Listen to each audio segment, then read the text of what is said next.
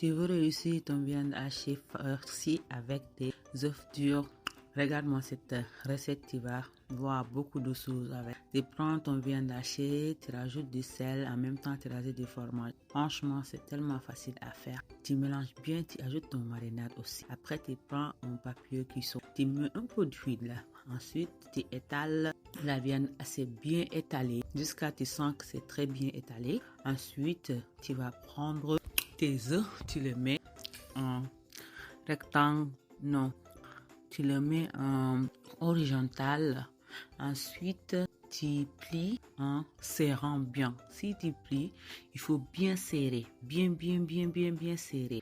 Comme ça, si tu serres bien, ça va pas se détacher. Franchement, c'est trop facile à faire. Quand tu finis de bien rouler, tu songes, tu mets le papier cuisson. En même temps, après, tu mets un papier aluminium parce que tu vas le mettre en vapeur.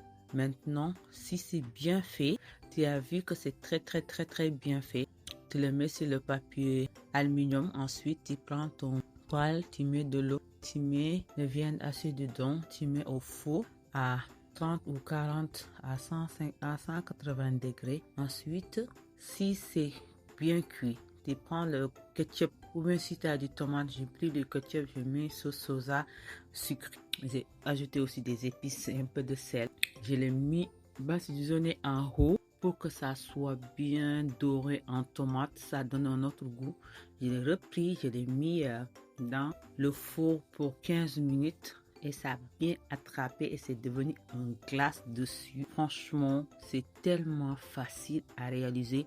Ça prend pas trop de temps. À peu près et toute la recette 1 heure ou moins d'1 heure de temps. Tu finis et tu le mets avec des fruits et des sauces ou bien tu mets des crudités. Franchement, à ne pas rater. Si vous avez envie de l'essayer, n'hésitez surtout pas à l'essayer. C'est une recette très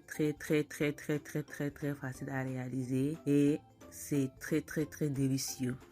Regardez-moi cette texture-là. C'est facile à couper et c'est très délicieux à manger. Vraiment, n'hésitez pas à essayer et n'hésitez pas à liker et de partager et de vous abonner pour ne pas manquer les belles recettes de la cuisine de Kumbisia.